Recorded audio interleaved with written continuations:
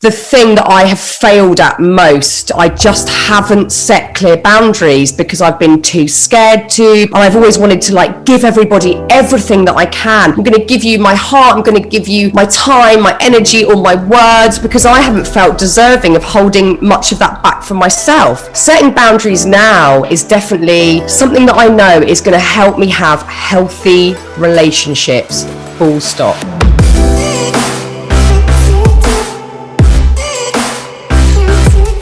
Hey everyone, welcome back to On Purpose, the #1 health podcast in the world. Thanks to each and every single one of you that come back every week to listen, learn, and grow.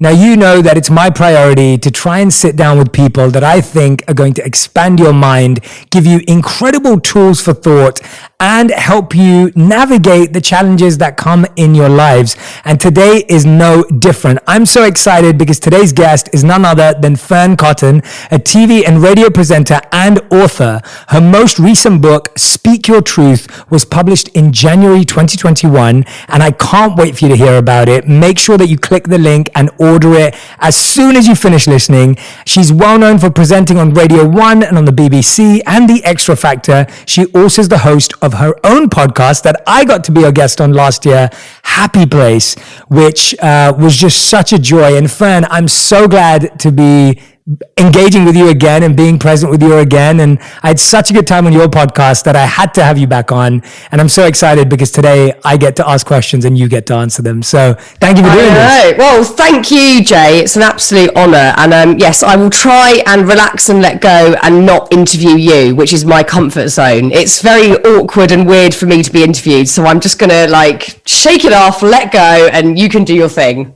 Well, someone smart once said, "Speak your truth." So I will remind you of that today to speak yours and not make me speak mine. But I actually want to start somewhere a bit playful. But I've been loving your running selfie videos.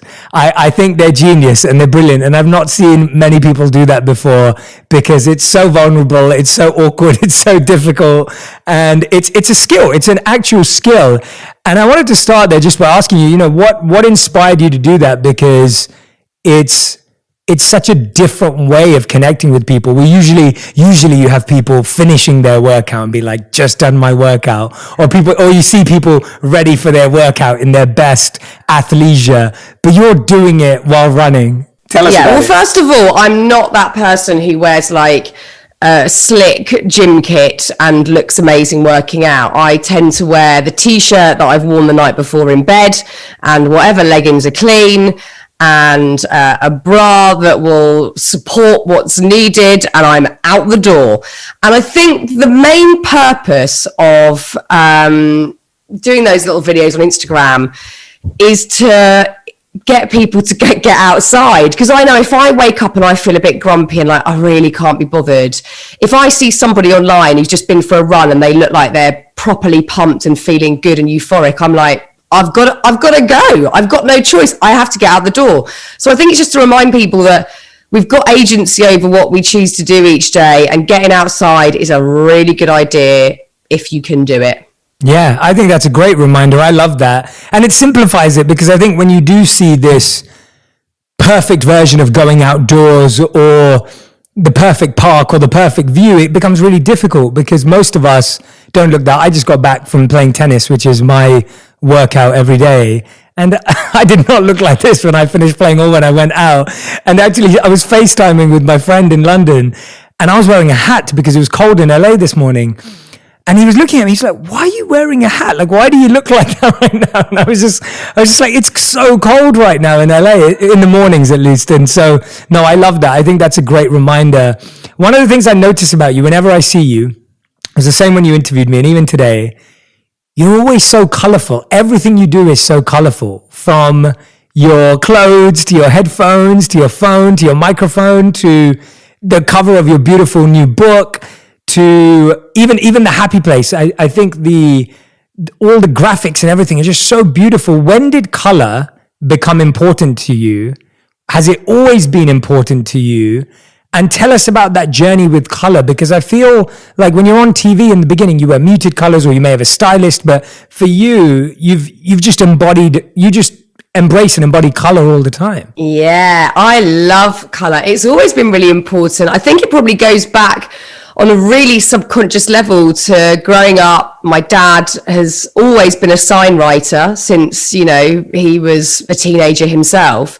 So we always grew up with a lot of paint and color in that respect. And I'm a massive fan of painting myself. So I've always been really into getting color on canvas and drawing, and it just makes you feel good. And I'm not one of those people that is desperate to look chic or to look perfect or to look really like sophisticated. I'm not sophisticated. I like to express myself, and I like to feel joy, and I like to push the boundaries in that way. So yeah, I think I try and inject color, like in my home, all the walls are painted in various colors, and it just makes me feel really good and just sort of elevated. I think when we're feeling really low and down, and we want to blend in, we want to wear dark colors, and we want to not be seen. So I try and push myself to get myself out there and, wear things that are going to make me feel alive and vibrant. So yeah, I'm much more color than I am chic, that is for sure.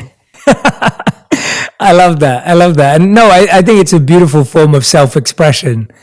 And it's nice that you've allowed yourself to just give yourself the permission to wear whatever color you want, to put whatever color you want on the background. And you do feel so much better from it. And I think it applies to something that I think you embody quite uniquely. And in your introductions titled this, how getting quiet made me louder. And when I read that, and I read your introduction in your new book, I was thinking about that statement. I was thinking about how people view wellness, meditation, well-being, positivity. Often it's viewed quite sober and still, and sometimes it can be seen as quite clinical and quite boring in one sense. It's like, oh, you've got to be very still and silent and quiet. But you embody it with this paradox, and I'm a huge fan of paradoxes. I love when two things can meet, and people often ask me, they're like, Jay, like you were a monk, but now you're in media. How does that work? And I'm like, that's what I love about life, that you can be two things, and you don't have to choose, and they're not necessarily mutually exclusive. They're not opposites, but they can, and I feel you do that too. Like on one end, you're speaking about calm and quiet. Those are titles of your books. And now it's about speaking your truth, which is all about loud and being out there and speaking up. Tell us about how you found sense or made sense of having those two seemingly opposite ideas. I think it's just very much, who I am as a person. Traditionally I come from a broadcasting background. So I think I always like to also challenge how people view you. I don't want to be put in this, and it happens to people in the public eye a lot, that once you're defined as one thing, you can't change. You can't move from that career to that career. And none of this was on purpose. I didn't think, I'm going to, sort of move away from broadcasting and start talking about mental health or whatever. It was all very sort of accidental and incremental to get to where I am today.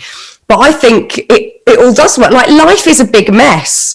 Life isn't linear. Life isn't perfect. Life is never one thing. It's everything. Life is everything, and it's color, and it's monochrome, and it's loud, and it's quiet. It's absolutely everything. And I kind of have to find that balance, because if I, especially again, in the UK, being in the public eye, if I'm putting myself out there again and again and again, and also then you are open to whatever feedback you get, I have to find the balance with that and find the quiet bit and find the still bit. And I don't think the still bit, I used to probably view it as quite boring and, like you've said, perhaps clinical or sort of stagnant, but I really don't now. I see that bit as exciting because I get to process all the craziness that's just happened, or all the thoughts that have been building up, or all the emotion that I'm really not enjoying, and sit with it and just let it, permeate and be, and I just get to sort of look at that. So I've only really found that balance in the last probably 5 or 6 years, but I really enjoy just oscillating between the two and going with it. So yeah, I don't want life to be one thing. That would be terribly boring. I think life is everything, and it should be, and I hopefully present it in that way with the work that I do. Yeah, no, you do definitely, and I think watching someone's. So I used to watch you as a kid, right? And I mean, when I say a kid, you were a kid probably on TV. I was, yeah. because I think 15 when it started. we're in the same generation. So I was watching you on TV when I was growing up in England, in London. And when I'm watching you and now I see the journey you're on, and now we're in the same space and we care about the same things and we value a lot of the same things.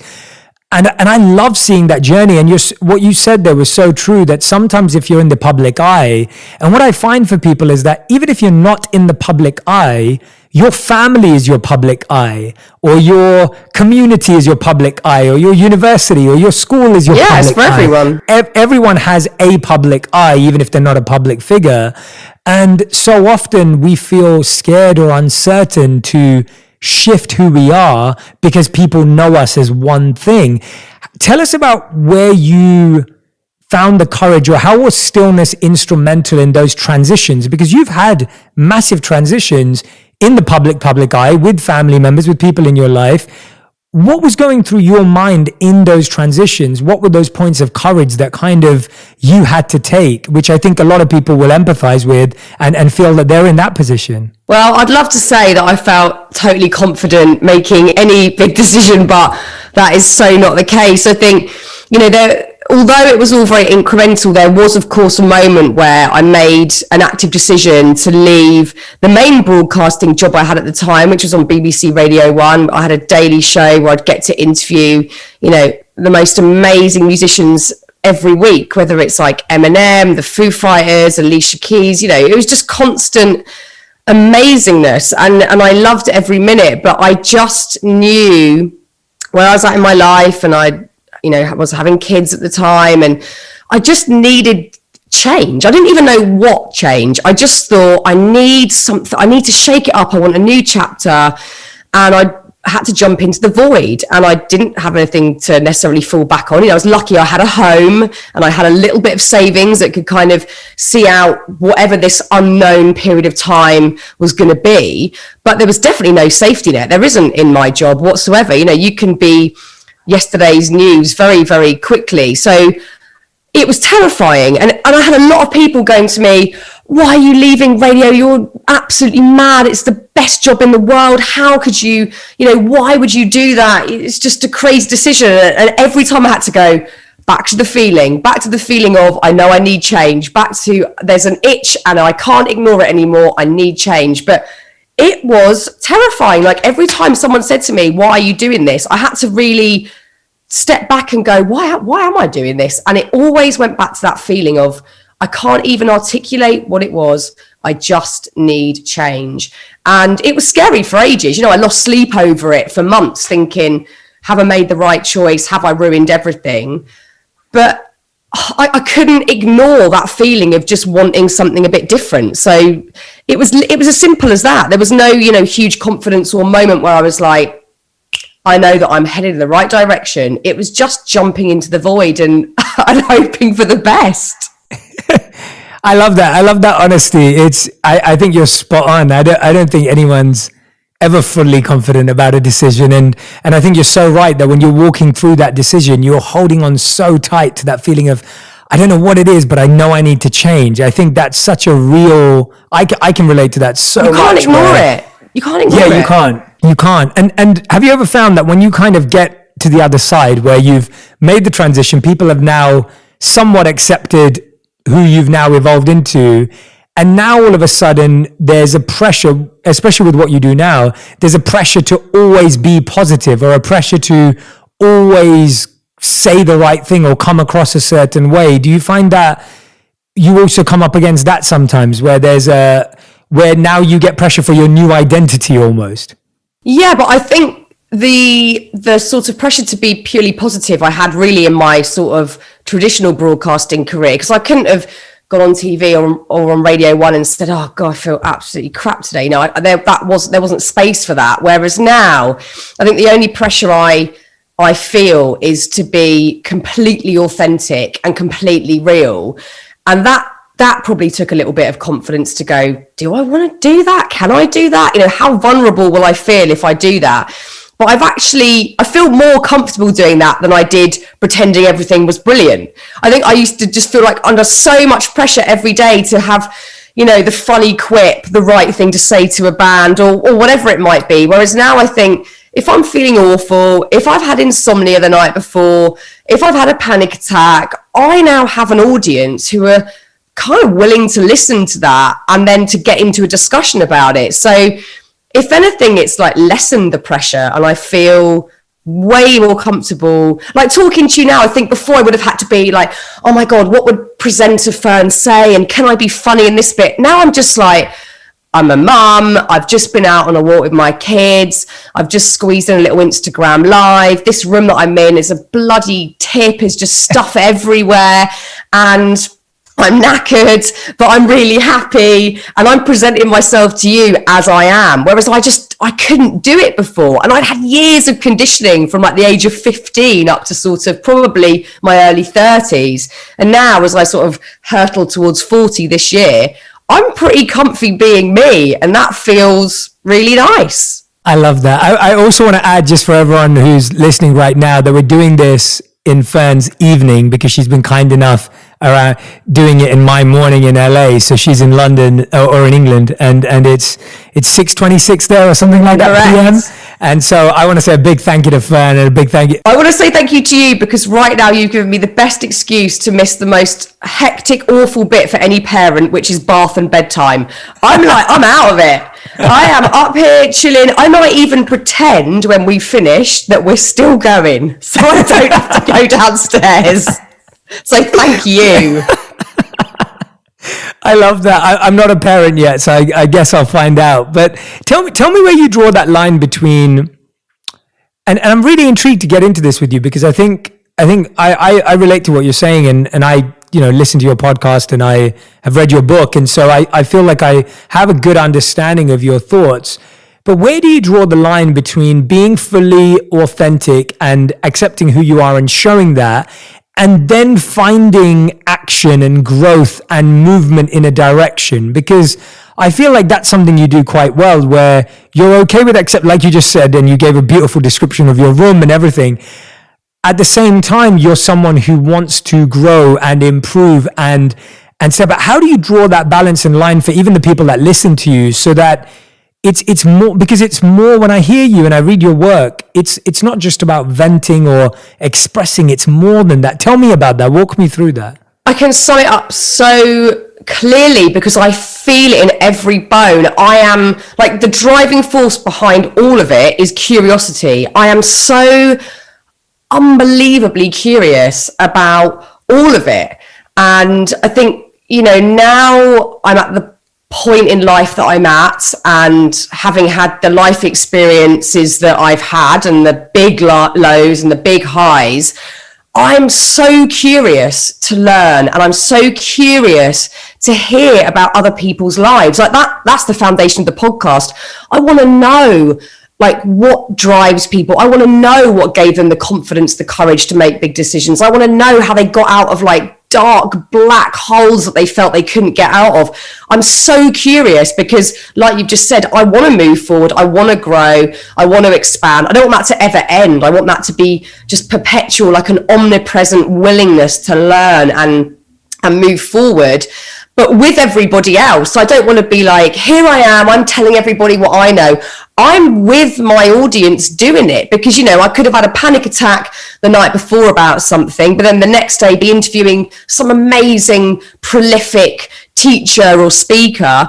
And I want to get as much as I can out of that for me so I can help myself, and also for my listeners, because especially at the moment, everyone is struggling. It might not look like it because we'll go on Instagram and everyone looks like they're having a wicked time, but everyone is struggling in some way. It's all varying levels, obviously, and in varying ways, but everyone's got struggles going on. So I'm not going to sit there in those struggles. I'm going to listen to these.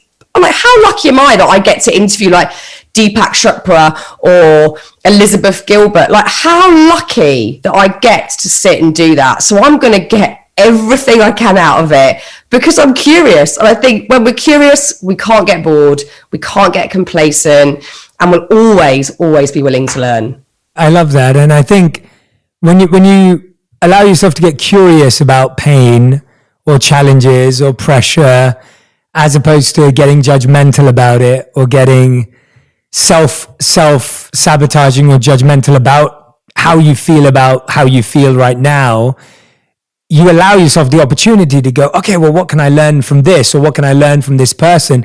When was it that you felt you stopped speaking up? Like, when was it in your life where you realized you were like, I've stopped speaking up. I've stopped expressing myself? I think for all of us, there's, definitely this just, it happens all over the world.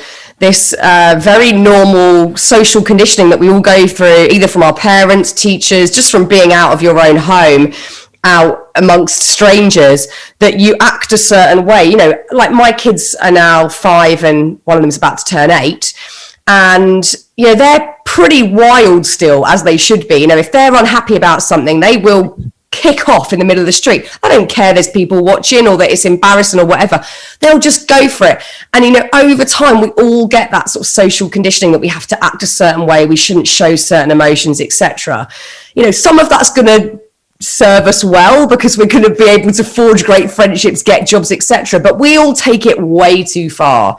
And I think for a lot of people, depending also on the type of person you are and the dynamics that you find yourself in, you might become highly responsible for everybody around you. So feel like you've got to always be pleasing everybody, and you shut down your own needs and the possibility of delegation, etc. So I think a lot of us start saying yes when really we mean no.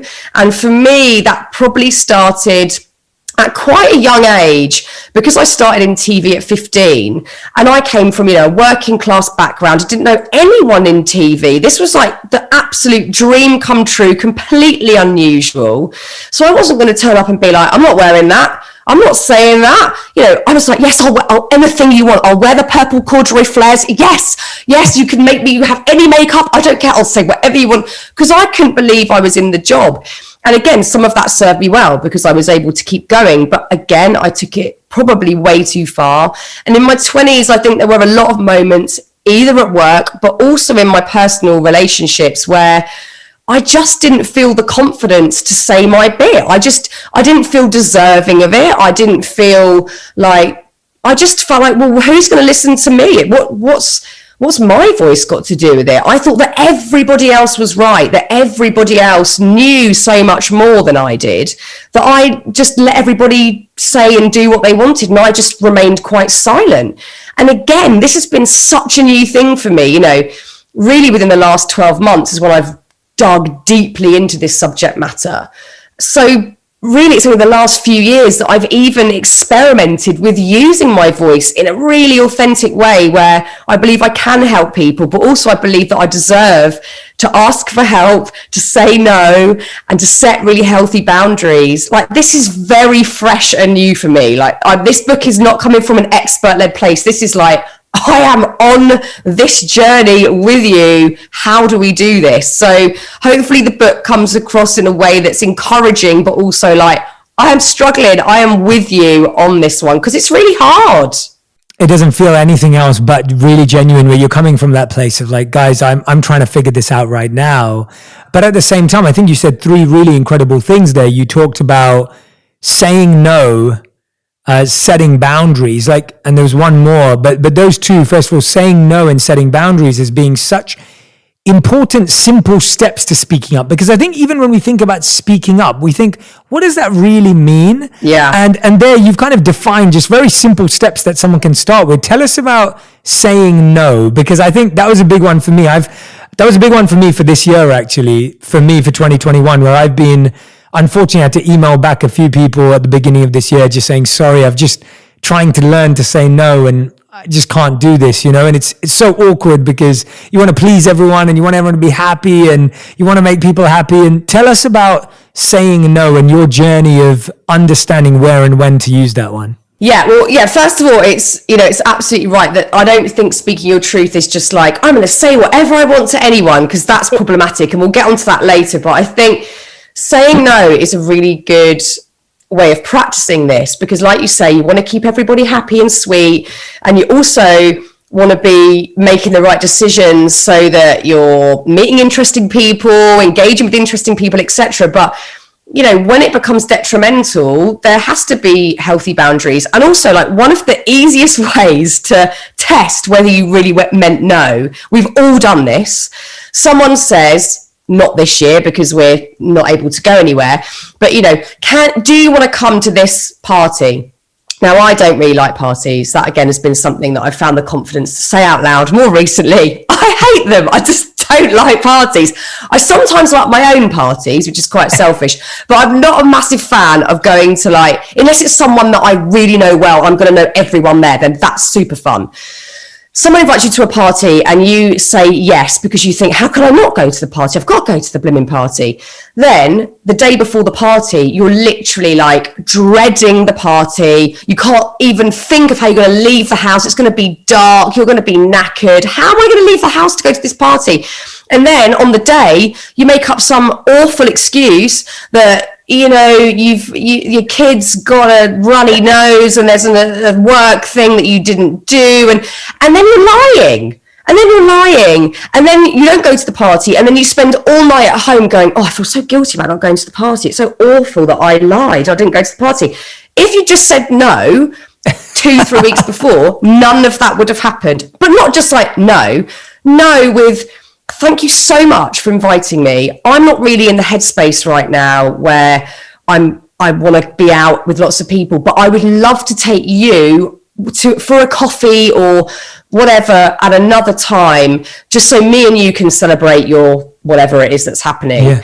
Just be honest, because people like that. People like honesty rather than you making up a lie down the line. So that's a really obvious example, but we have all done that, and you can apply that to work, family commitments, things you said you'll do, like favors, whatever. If it's not really what you want to do, that's all right. I don't think you're a bad person. I don't think I'm a bad person for saying no.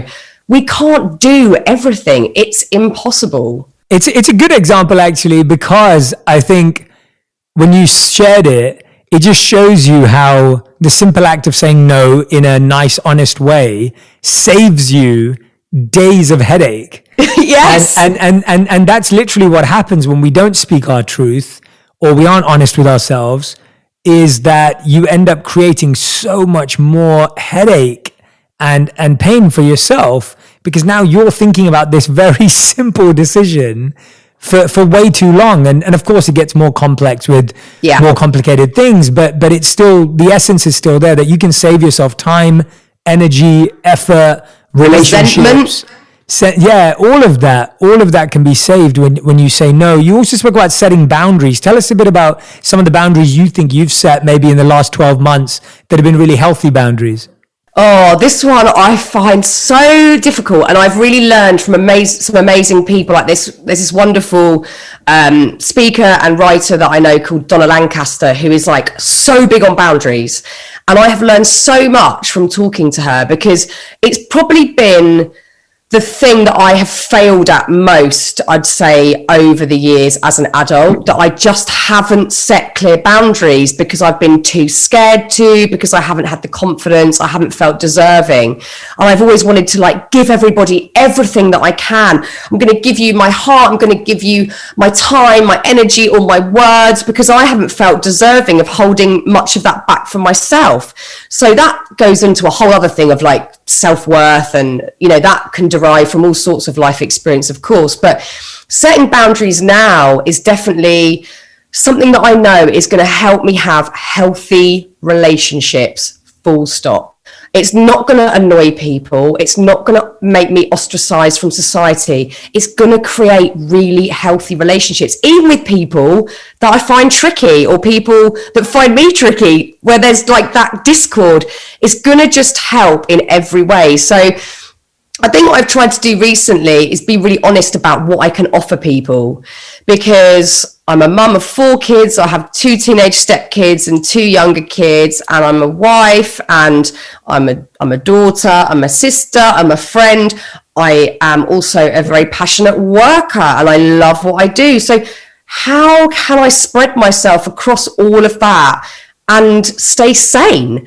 And that comes down to just being honest with people. I I can't give you any more than I'm giving you right now. I love you, but I can't give you any more. And I think, again, when you're honest with people, they might at first be like, ouch, oh, okay, you're not giving me what you used to give me all the time.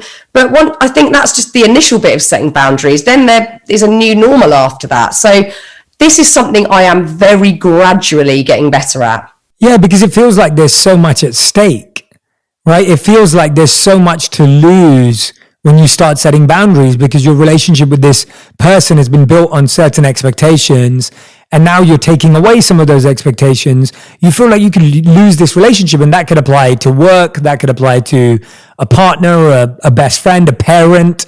You know, I think a lot of people go through this with their parents, where they have a very specific relationship with how their parent is involved in their life. And now when they have a new person or a new partner or a child, it starts to change that relationship, and it feels scared. So it's almost like a lot of this comes back down to being so not sure, because like we already touched on that. You're never sure about the decision you're making, but you need to be sure that this isn't working almost. Like it's almost like you may not be sure about what is going to work, but you're sure that this doesn't work. Yeah, like we all know the definition of madness, you know, like doing the same thing on repeat, but expecting a different outcome, you know, that is mad. And we've all done it. You know, I've moaned and complained about things or people over the years, and they want so much from me and blah, blah, blah. But I had never changed my side of the story. Like, we need to be responsible for what we're putting out there.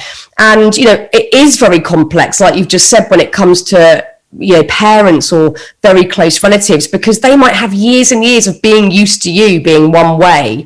And as soon as you change that, and you might decide quite quickly that you need to make changes and implement them quite quickly, that might not go down well instantly, but it's still going to be better than what was happening before, which was just banging your head against the wall, resenting people, you know, maybe bitching about them behind their backs, whatever it might be, rather than being honest, creating a healthy boundary that allows them to understand what you can do and give and receive, and also give them the opportunity to do the same. You know, it hasn't got to be a one-sided thing of you just spouting out about what you need and want. This can very much be like a two-way street of, okay, I can't give you any more than I am. What do you think you need from me? And, you know, you just use the word expectations, which I think is so, you know, it's so common that we have expectations of people because they've got, you know, the name of this role in life, whether they're, it could be mother or it could be sister or friend. And sometimes we need to look at what expectations we're putting on other people as well as ourselves, you know, and is it fair to have expectations of other people, and what are the varying degrees of that? It's all bespoke to what's going on in your life. I can't tell anybody out there how they should be living their lives, but we'll know deep down what what responsibilities we hold and if they're the right ones or not. And I have, I guess, over the years, generally been someone that takes on a lot of people's responsibilities that aren't mine. And I've thought that they were. And I've actually recently gone, oh God, none of that stuff's mine. I don't need to carry that. That's not mine. I'm going to just slowly hand that back and set a new boundary. But again, as I said, this is like new stuff for me. I'm learning it and I'm excited by it. So I'm talking about it so passionately, but it's an everyday commitment and it's hard. Yeah, I love that. We almost have a to-do list for other people. So it's like that person's happiness, that person's stillness, that person's, you know, and it's nice because it means we care and we want to help out. But the problem is when you see it as yours, and that's the challenge, right? It's wonderful to be of service. It's wonderful to help people you love and care about. But when you start seeing that their happiness is your responsibility. I think, Jay, you know, once you've set clear boundaries and you've reserved enough energy or whatever it is for you, you can be more of service to people because you're all right. If you're strung out doing everything for everyone and making sure everyone else is happy, you are going to feel horrendous and have nothing to give. So I think it actually allows you to be more of service to others because you're taking care of you, you're taking responsibility for yourself, your actions, you're not blaming everyone, but equally you're setting clear boundaries. You've got more to give. So I think it leads back to service, which, you know, you're the expert on. You're so wonderful when you talk about service. I think you have to come from that place of I'm all right, therefore I can be of service. ultimately it comes down to what you said so beautifully, is that you should never see it as yours. That's the issue. I feel like as soon as you start seeing it as it's all yours and all for you to do, and if it doesn't work, then it's all your fault. And that's where it starts getting really messy, because it wasn't yours to begin with. Yeah. And I think that's where so many of us get stuck. And it's tricky because, as a parent, that one is so complicated, because these little people, especially when they're very young, you are responsible for most of their life. But I think there is still this sweet spot of, like, say they are having a huge tantrum or seemingly unhappy about something, you can go into complete, like, self-blame. Oh my God, am I parenting right? It must all be my fault, blah, blah. And I think, you do still have to have that slight moment where you step back and go, they're little people, they are their own people. I can't be responsible for their, having other emotions other than happiness is fine. And I can let them do that. Like, if they're going to be super unhappy about this, I'm going to let them do that right now, and there is still a little sweet spot, I think, where you can do it, but it is tricky. And I think especially with teenagers right now, they're having a really tough time, not necessarily my stepkids, but I mean, in general, teenagers across the globe are facing a lot of uncertainty. The future is very unknown. And that for parents is really, really difficult, because you want them to feel okay. And at the moment, I don't know how any of us are meant to do that. So it is complex. It's not an easy thing to do, but we have to be able to let go to some extent, because it is out of our control. Yeah, no, for sure. Lockdown, as you were saying, and we were talking about, as you've been touching on, it's been a really tough time for everyone in every way, and, different things for different people across the world. But for you, it's also been a time of being really creative. And you've felt this really creative spark, both personally and professionally. Tell us about why you think this time was so powerful for that, because I think for a lot of people it hasn't been that, or they want to shift to that and they haven't quite got there. How was it such a creative time for you? Yeah, I know exactly why, and it's really interesting. I think I've not been in my adult life someone that is particularly good at, like, going on holiday or vacation. I'm not the sort of person that's like, oh, I'm just going to relax for a week or 2 weeks. When I'm in that sort of space, and, the pandemic has been a much less glamorous version of that, where we're not going on a holiday, but we're forced to stop. We can't do anything. When I'm forced to stop, everything comes to the surface, because I'm so busy normally, and I keep really busy, and I'm probably quite hyperactive as a human. When I'm forced to stop, everything comes up. And I might have a period where I'm, like, so edgy and, like, physically tense, and, like, oh my God, I could just, like, pull my hair out. I don't know what to do with this energy. Like, I can't stop. How can I stop? And then that starts to turn into, okay, why am I feeling, what emotions are there? Why am I feeling like this? What does it root back to? And then I'm just buzzing with ideas and thoughts and things, because it's all floated up. All the stuff that is normally, like, below at the moment, homeschooling, cooking for the kids, making sure the house isn't a complete and utter tip, etc. Everything's just sort of rumbling down here. But as soon as we have to properly stop, like the initial lockdown, there was nothing to do. There was no work. Nobody had worked out how to do this yet, like podcast on Zoom. This was all, like, in the future. So I was just struck with, like, oh my God. And it coincided with me having this, diagnosis of a huge cyst on my vocal cords. But then again, there was no distraction from that, because there was nothing to do. So I was like, why is it there? I need to explore this. So I think in moments where I'm forced to stop, like going on a holiday, like being in your first lockdown of a pandemic, I'm wanting to organize it all and sort it, and then collate all of that and do something with it. So I think I'm quite lucky in the fact that that's how my brain works, but it's obviously really annoying when I do have the chance to relax, because I sort of don't know how to do it. I'm kind of awful at going on holiday, because I just don't know how to stop, because there's so much stuff in my head and feelings coming up. So there's good and bad to thinking like that.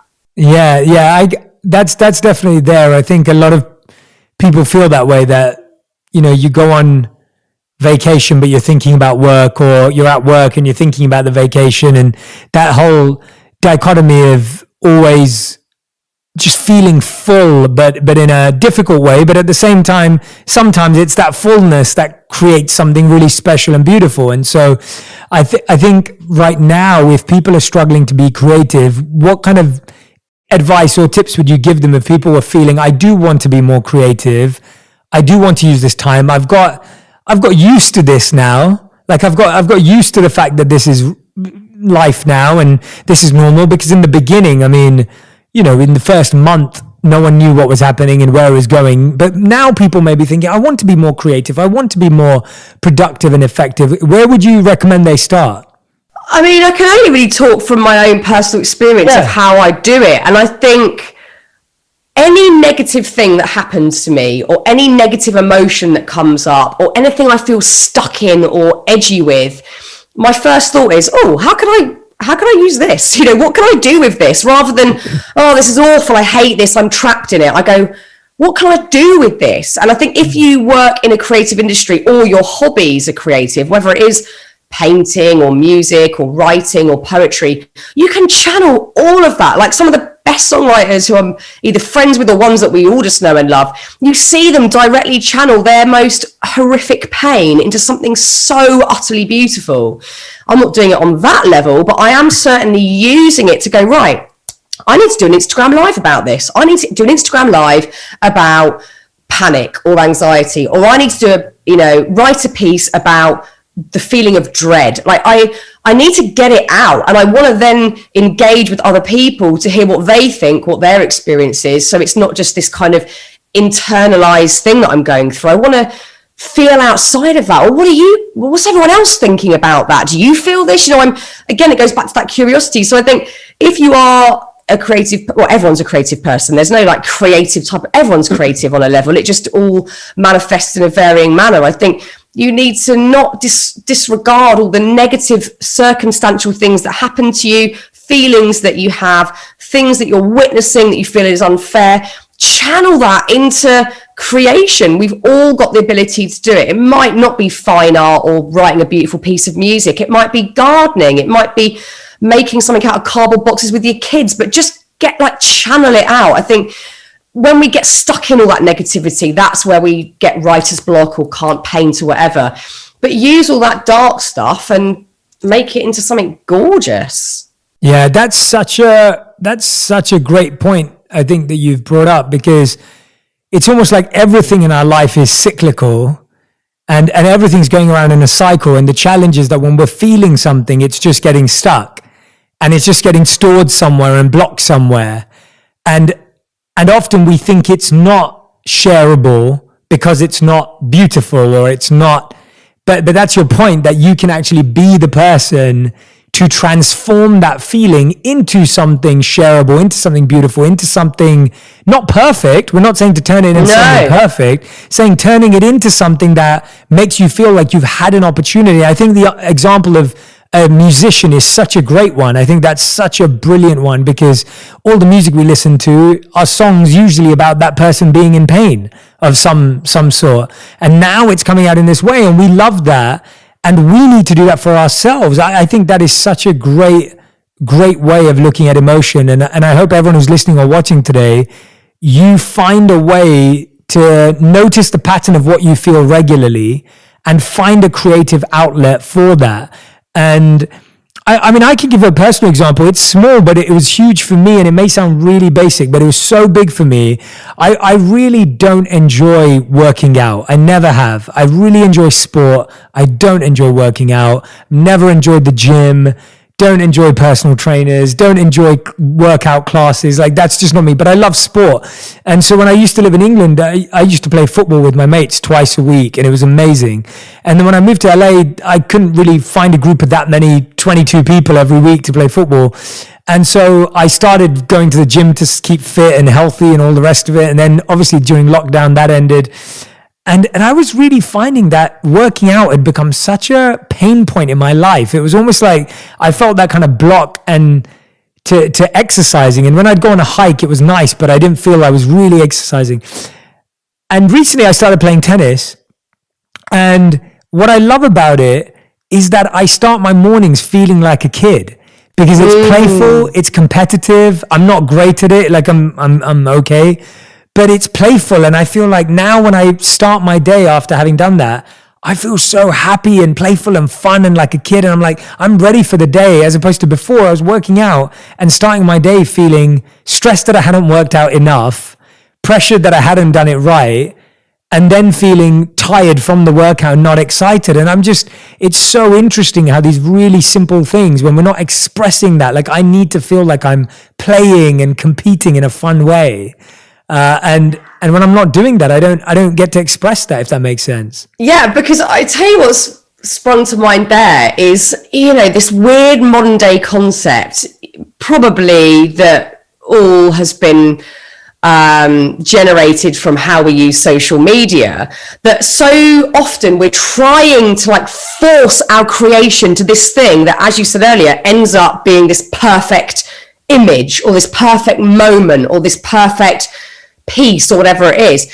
So we're kind of like forcing our creation into this square, whereas let it be imperfect. Like perfect, so like what is perfect? Like perfect is just, it's subjective anyway, but it's become something that perhaps is more of a, like, well, it's certainly an algorithm now, like, oh, this has got so many likes, so this must be perfect. And we're all trying to create something that is the perfect algorithm. And it's like, be messy, be creative, be playful, let that pain or the good stuff come out and manifest and create something that is just you.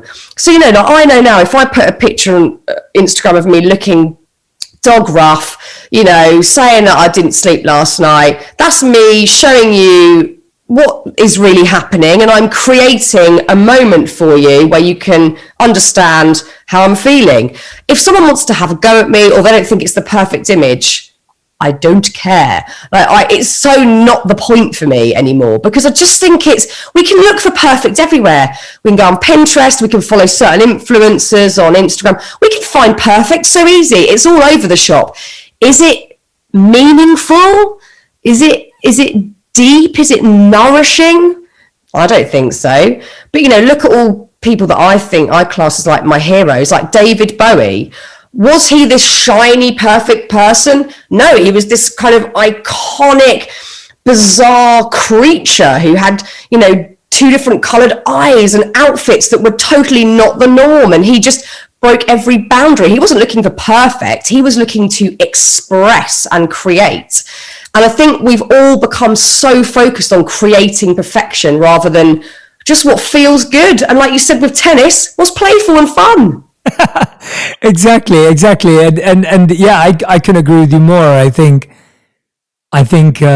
you're right. Perfection's subjective. It's not real. We all don't know what it is. It's elusive. It's ever changing its definition. When you look at, I've read articles and studies on like what the perfect body shape for a man and women that's been created by media and how it's changed over the media cycle. And you just see how like in different decades, different things were seen as perfect, and it's all just created and manipulated by what we see and what we're exposed to. And so there is no such thing as perfect, but there is just allowing yourself to feel. But what you're saying, what I think's the distinction that I want everyone to get who's listening and watching is, it's not just about feeling your pain. It is about expressing it, sharing it, creating from it.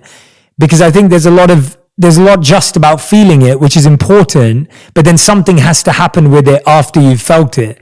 And I feel that's where a lot of us are missing that link. Maybe saying using the word creating is actually being too narrow-minded, because a lot of the time, rather than sitting with that pain, you could choose. I often, if I'm feeling angry, I will run. I will get outside and I will run and I will listen to some like heavy music, like Kings of Leon's first album, which is all angry and ferocious, and I will run it out. Like, I'm not necessarily creating anything, but I am moving it on and I'm getting it out. And I just know that if I feel one of those heavy emotions, I just can't sit in it. I've got to do something. So if it's anger, I need movement. If it's depression, I need to write, or I need to talk. I need to connect with other people about it, even though that feels nearly impossible. but I've got to do that. And if it's panic, I probably need to paint or draw or do something fidgety and like, you know, move and get it out of me. You just have to work out what's right for you, but like get it out, get moving, get it out. That's a great list, though. That's a really good list of, and that's exactly what I think about. Like I always say, to people, when you feel hungry, you eat. When you feel you need to be clean, you take a shower. Like we have something to go with how we feel, and we haven't found what we should focus on when we feel something. And what you've just drawn there for yourself, which I agree, you're not saying everyone needs to do it the same way, but I love the way you made that really simple. It's like, when I feel this, I need to focus on this. When I feel this, I need to focus on this. And it's almost like each and every single one of us, and I know your book does this beautifully, you have lots of different activities and exercises and places for people to scribble, because I think it's so important to do that, to feel something and then move forward or focus on something else. So I think that's a really great piece of actionable advice that I would suggest, that if everyone can say, when I feel this, if I feel this, then I do this. And you can play with it and experiment with it. And also look at what you do habitually, because normally, and this is what I've learned the very hard way, what I used to do was, I feel depressed, I'm going to buy some shoes. You know, I've done an action, but it's not been the right one. So I think we've got to find things that are free, because all of the good stuff is free. We've got to find things that are easily attainable or achieved. So whether it's just like drawing with a pen on paper, so it hasn't got to be paints and a canvas, you know, just doodling, like just express in a way that is like very old school and natural and free, because that will always be the thing that feels better than buying something, or like, you know, spending hours scrolling through Instagram because you feel sad. That's not going to make you feel better either. Or sending someone a terrible text because you want to blame someone else. Like, I think it's about making sure that action is going to bring you up a level from where you are, not make you sink further. You know, what's going to get you one rung up the ladder, even if it's like anger to, you know, just feeling a bit edgy. That's good. You know, that's better than going down into like despair. Just, I think it's about looking for the action. And I don't always do this. God, I will still sometimes buy a pair of shoes when I really shouldn't be, or, you know, say something to my husband that was like not his fault, and just go and blame him. You know, I'm a human. I'll still deal with that. But from the work I do and the people I talk to, I definitely have a deeper awareness of the moments where I should take a good positive step in the right direction. Yeah, that's brilliant. Thanks, Fern. I love that. So I've got 2 segments that we end on purpose with every time. One's called Fill in the Blanks, and the other one's the final 5. So we're going to start with Fill in the Blanks first. And so, Fern, this is your fill in the blanks. Vulnerability allows me to share. Like, it allows me to share. That is the gift of it. One of my truths is I still find it really hard to speak my truth. That's great. That's a great one. Calm is found in bed with a book. Nice. Solitude allows me to breathe. And then last fill in the blank, my favorite color is green. Earthy, grounding, green. Interesting. Was not expecting that. Cool. Okay. All right. Your final 5. What's one thing you know to be true about yourself that others might not realize? That I love being on my own and being quiet. I don't think people would assume that, because I connect constantly with people, but I love being alone and I love being quiet. Yeah, that's the same with me. I can totally relate to every time I say that to someone, they're like, no, that's so not true. Yeah, that's not true. yeah, they're like, no, you don't know yourself, Jay. You have no idea. Okay, good. The second one, what's the biggest lesson you've learned in the last 12 months? Boundaries. I am learning it every day. It's the most important lesson. Set healthy boundaries with love. I love that. If there's one gift, and when I say gift, I don't mean a physical gift. I mean like a gift of life that you could give your kids, what would it be? The gift of learning to set boundaries, even with me, which will be so hard, because I'll be like, you can't set boundaries with me, I'm your mum, but I'm going to have to live that one to the end. Yeah, that's probably the toughest one, I guess, when it kind of comes back at us. That's a really important thing, though. I'm going to take a slight detour before our last couple of questions in the final five, but we talk a lot about, and maybe you were saying about your friend and the expert you were speaking about with boundaries. We speak a lot about setting our own boundaries, but how good are we at accepting other people's boundaries? Once we get good at setting them ourselves, we probably naturally will be much more accepting of those given to us. Like, so say my friend Donna, who I was talking about, every text she sends me, she goes, like yesterday, she said, I did this interview recently. I thought I'd send it to you if you want to read it. #boundaries. You don't have to. And, she'll constantly allow me to set a boundary. She'll ask for one and I'll go, no, I want to read it. It's fine. But I think once you're really good at it, you're almost expecting people to do it. I think when we're either being a martyr, which I've definitely done over the years, try to do everything for everybody else and put myself last, all that sort of stuff, or we're just generally people pleasing. When people set boundaries, we think, how dare you? I give everything to you. I do everything for you and you're setting a boundary, but that's only because I haven't set any. So I think when you're setting them well, you're almost expecting other people to. So I think that one will hopefully come naturally with the other. Yeah, that's a great answer. I think that's also a great test and self-check on whether you're actually setting boundaries effectively. Is if you can accept someone else's boundaries, chances are you're getting better at setting them. Yeah, and it's a good test and a good check. I like that. I'm really glad we touched on that. All right, your final two questions. If you could create a law for everyone in the world to follow, what would it be? You can't say set boundaries, but you can. Yeah, set boundaries. I think I have to look at what's going on in the world at the moment, and we certainly don't need any more rules, that's for sure. So I think it would be that we all have to just accept that we all think differently, because everyone's fighting, everyone's arguing, everything is so divisive, and at times we do need to stand up for our beliefs and join in a community and do good, if it's always coming from a benevolent place, with good intent. But I think we just, the thing I think we all need to think, and the sort of law that we all need to kind of abide to, is we all think differently. That is human nature. That is law. That is what's going on. We all think differently. We're not going to always meet in the middle, and that's life. We have to be accepting of that. Yeah. It's a great answer. All right, fifth and final question. What's something that you used to think was true, but now you no longer do? I used to think that success was kind of like the biggest, the best, the shiniest, the most perfect. Oh, I really don't think that anymore at all. It was the biggest lie ever that I believed. Success it's a feeling. It's a feeling. It's not a thing. It's not a number. It's not